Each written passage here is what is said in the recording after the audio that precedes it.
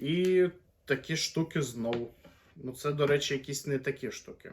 Це може навіть не до компа, це може до машини там щось прикурити, акумулятор чи щось таке. Не знаю, такі. Хто знає, для чого ці дроти використовуються, напишіть. Ну, до речі, реально може до автівки там або ще щось. Так, і остання, так, плівка. Плівкою мені проще так відкривати, чесно кажучи. О, да ладно.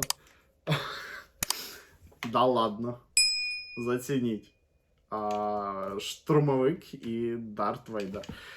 Так, а що це у нас? Колонки чи що? Тут написано on.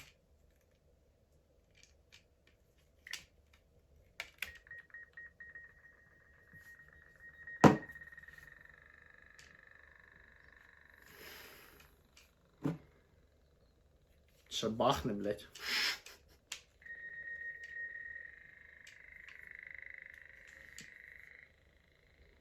Рація? Я Дарт Вейдер. Прийом, прийом. Як воно працює? Алло? Алло? Ти мене чуєш? Я не знаю, як це працює. Так. Окей, вимикаємо. Такі, ну, скоріше, так за все, я розумію, що це рації.